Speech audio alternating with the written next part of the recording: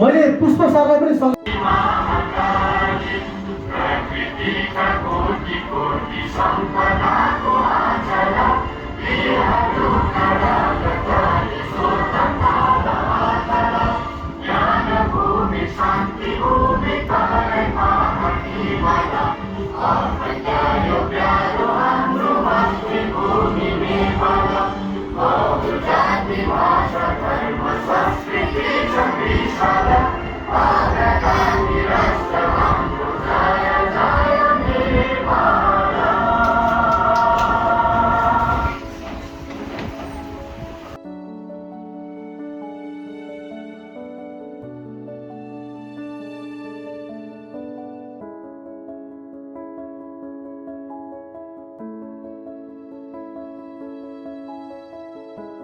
नियतले चाहिँ आएको देखिन्छ।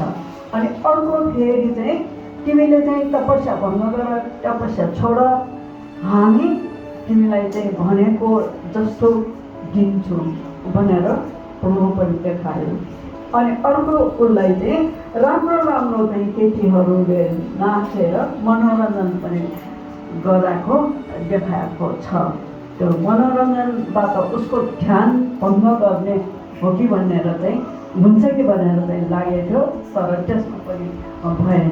अनि अर्को फेरि चाहिँ विभिन्न चाहिँ राक्षसगणहरू, राक्षसहरू, यस्तो यस्तो व्यक्तिहरू आएर अथवा त्यस्ता चाहिँ जनावर, यो चाहिँ बाघ, भालु, राक्षस अनि चाहिँ त्यस्तै दानवहरू आएर चाहिँ उसलाई जिस्काउन आयो, उसको तपस्या भङ्ग गर्नको लागि। त्यो वास्तवमा के भने एउटा आफूमा भएको अहमलाई, अहम हाम्रो चाहिँ महान हो, हाम्रो चाहिँ लोभ हाम्रो माग हो, हाम्रो प्रलोभन, कसैले प्रलोभन देखायो भने हाम्रो मान हो। अनि अर्को चाहिँ हामीलाई कसैले हामीसँग भएको हामी यति छौँ उत्तो छौँ भनेर अहम देखाउने हाम्रो चाहिँ माग।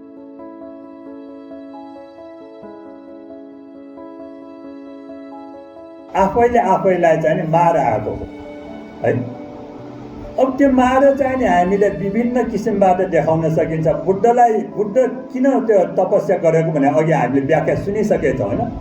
यो संसारलाई यहाँ त धेरै प्राणीहरू छ, हामीले कस्तो कस्तो प्राणीहरू छ होइन। हामीले पशु भन्छौँ, पशु योनि भन्छौँ, पशुहरू छ, कीट पतङ्गहरू छ होइन, हामीले नदेख्ने प्राणीहरू छ, हामी मान्छेहरू छौँ। हामीले देवताहरूलाई नदेखेको तर देवताहरूको मूर्ति त देखेका छौँ होइन। विभिन्न स्टेजको छ होइन। त्यो विभिन्न स्टेजमध्ये हामी मान्छेहरू भनेको कुन लेभलमा हो भने हामी तल पनि होइन, यो कुकुर जस्तो होइन, कीट पतङ्ग जस्तो पनि होइन, माथि देवताहरू पनि होइन।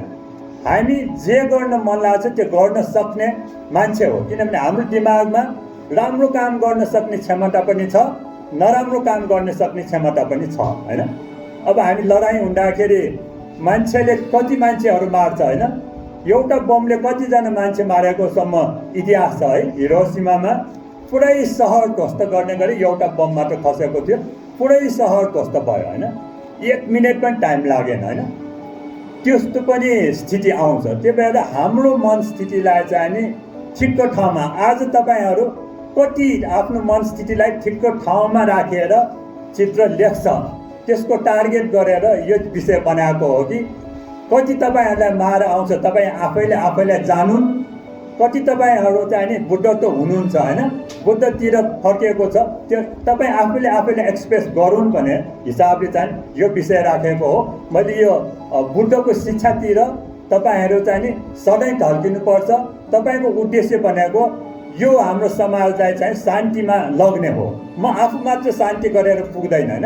हाम्रो लक्ष्य वरिपरिको लागि सहयोग नगरेसम्म शान्ति आउँदैन। म एक्लै मात्र दौडिन्छु अरू सबैलाई पछि पार्छु भने त्यो कम्पिटिसन भयो, त्यसले चाहिँ नि मार बढी आउँछ होइन, त्यसले डिस्टर्बेन्स आउँछ। किनभने अब यो हामी सबैजना यहाँ बसेर म मात्र फर्स्ट हुन खोज्छु भने अरू सबैजना तपाईँको लागि चाहिँ मार बनिदिन्छ है।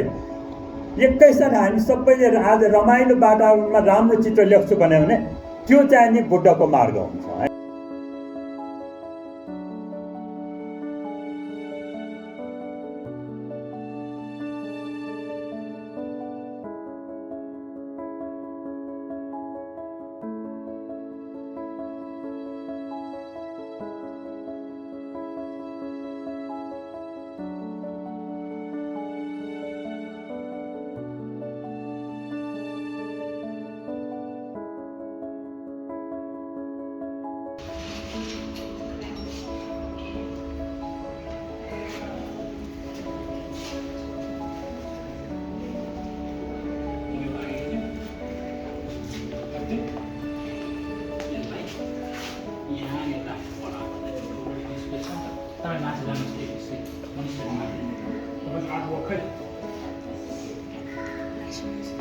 us, we have 2 hours.